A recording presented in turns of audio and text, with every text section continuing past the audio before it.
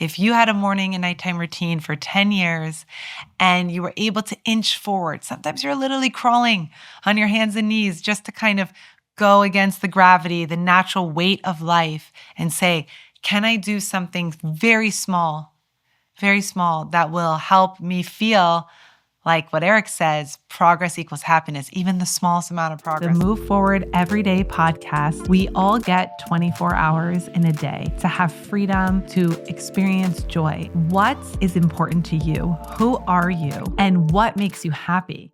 Hi, everyone. I'm MaryRuth, the founder and CEO of MaryRuth Organics, and this is our 2026 Move Forward Everyday podcast.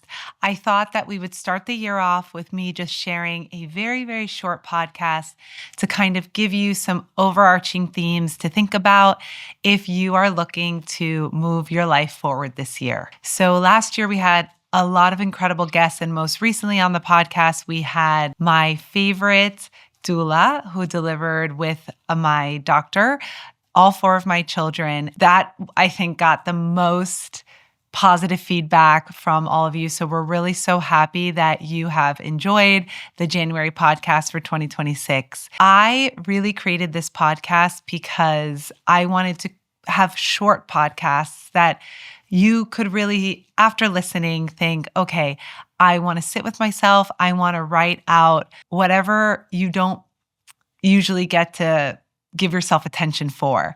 So after you listen to this, I'm hoping to inspire you in a micro, macro view to help you move forward with overarching themes that are important to you. But also, I got a question recently about how to organize your home. So the main kind of tip I'm going to share today with you all is my thoughts on the compound effect and how to organize your home, the place that we all spend a lot of time. So before we get to that, let's really just talk about your personal, your professional life, and all the things that are important to you. One of my favorite quotes, which I think I had shared on the first podcast, is everyone underestimates what they can do in 1 year and overestimates what they can do in 10 years. I'm 41 years old right now. When I think of who I was at 31, it is so, so different. My life is incredibly 360 degrees different, mainly because 10 years ago, I did not have my 4 beautiful children, Ethan, Elliot, Jacob, Grace. Ethan is 8 years old. Elliot is 7 years old, and the twins are 5 years old. The twins were born during COVID.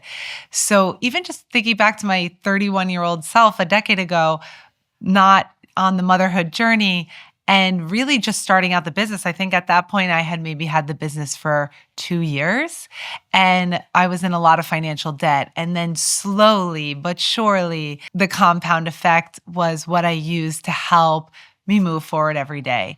And just to clarify, the compound effect is the idea that no small action you do is ever in vain. It is totally worth it. We only get one life to do all the things that we love. And sometimes we get discouraged because life every day, every 24 hours, there's things we didn't plan, surprises, things that happen that are good or bad. And life can sometimes really just feel like it's overwhelming and it's pushing us down. But what I've always encouraged with my own family, my own friends, myself, in my partnerships in the business is to never get discouraged, to know that one of my executive coaches, he always says, progress equals happiness. So even the smallest little inch forward that is progress, kind of going against gravity, going against that feeling of being pushed down and saying, hey, I am going to be patient and diligent and laser focused on little baby steps, these little micro actions that creates and move you forward to your macro goal. Cassie, who is our incredible copywriter at MaryRuth Organics and has been on the team for so long, she came up with the saying this year for 2026, micro moments made your year. So first and foremost, before we get into how to organize your house, is the idea after this podcast, if you can sit with yourself for just a couple minutes, you can write on paper, you could write in your time blocking journal, you could write in your iPhone notes a couple things that are really important to you, the macro things that maybe you want to garden, maybe you want to go for a walk. Do you know that if you walk 1 mile every day this year, at the end of a year, it's 365 miles? Imagine if you didn't walk 365 miles, or imagine if you did walk 1 mile a day, 365 miles, how different your body would say thank you. And so just to sit with yourself and say, okay, let me make a short list of things that are important to me in my personal life, in my professional life, for my family, for my friends, whatever is on your mind. It's so important to get it out and not just let it live inside of you, floating all around, but to really say, okay, like, let's get laser focused. I also call it checking into your life. How can we check in and not check out? Unfortunately, so many people get overwhelmed and then they get discouraged and they kind of let life keep pushing them down. And one thing that I always visualize is, in the morning when you get up, whether you slept well or you haven't slept well, taking a shot of your vitamins is one micro action that will, compound over the course of a year to let your blood work hopefully be as good as your blood work can be. Vitamins, mineral supplements can be deeply connected to how your body functions, how your organs function, your mood, how you feel, your energy levels. So, that shot in the morning and that shot before bed can really be part of your micro actions that compound within a 24-hour period. Same thing, walking 1 mile a day. If you want to stretch, maybe you actually take your yoga mat outside so you can also get a little fresh air, get a little sunshine.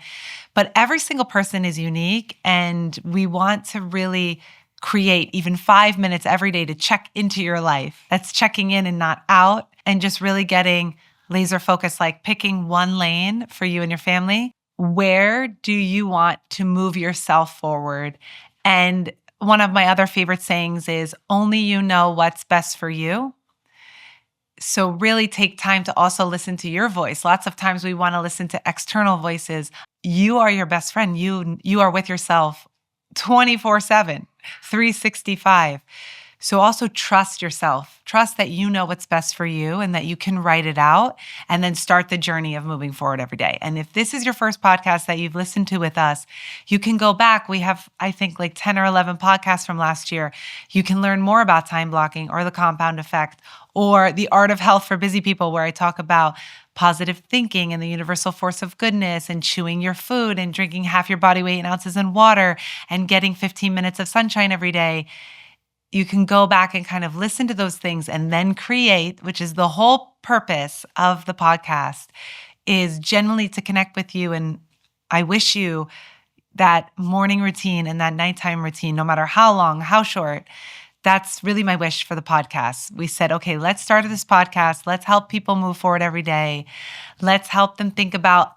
Everyone usually overestimates what they can do in 1 year and underestimates what they could possibly do in 10 years. If you had a morning and nighttime routine for 10 years and you were able to inch forward, sometimes you're literally crawling on your hands and knees just to kind of go against the gravity, the natural weight of life, and say, can I do something very small that will help me feel like what Eric says, progress equals happiness, even the smallest amount of progress, which leads us into this question that I'm answering, which I got on WhatsApp from an amazing mom at my children's school yesterday. She said, MaryRuth, I was listening to the podcast from January for 2026 on the doula and birthing, and that whole podcast was about how every morning when you wake up, you're also birthing a new 24-hour period, a new day.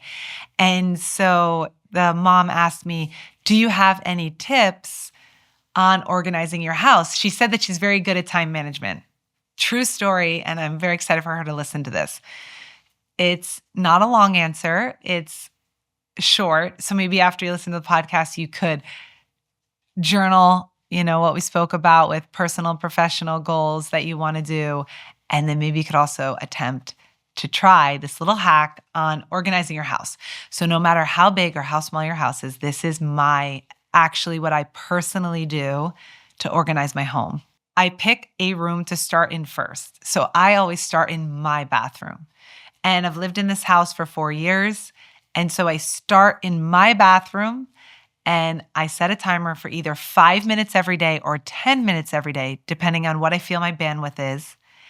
And I start with the first drawer in the bathroom and I set the timer 5 or 10 minutes and I just organize and then I stop there. Sometimes I even write down where I stopped. And then the next day, it can be in the morning. It can be when the kids get home from school. You can say, come help me organize this area of the house for 10 minutes. Set the timer again. And then I go from my bathroom to my closet to my bedroom out into the hall, then to each of my children's rooms. Then I finally go to the laundry room. Then I go to the second floor of the house, the dining room, the kitchen, the office, until I get through the whole house. And then I start again if needed, or I do that once a year. And if I finish on month 5, then I wait till January of the next year. And it compounds. And it's so incredibly inspiring. It says that you will have more kind of clarity if your house can be organized. And it's very difficult, especially if you're a caretaker of pets or the elderly, or you have children. It's very hard sometimes to create space to organize the home, but the benefits are incredible. And so just to think about that, like which room of the house do you want to start in every single day? Even if you miss a day, start again.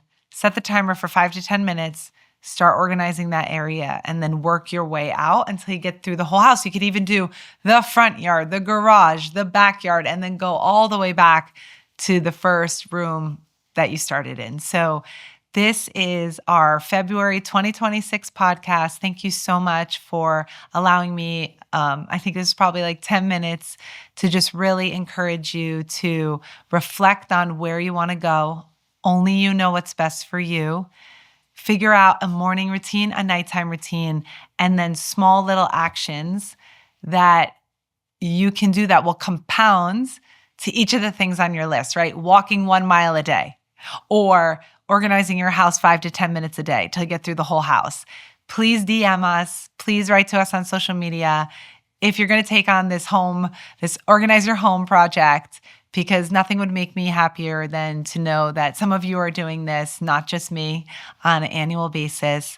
Wishing you total and complete healing, lots of health, lots of joy in 2026. Thank you so much for listening and joining us on the Move Forward Everyday podcast.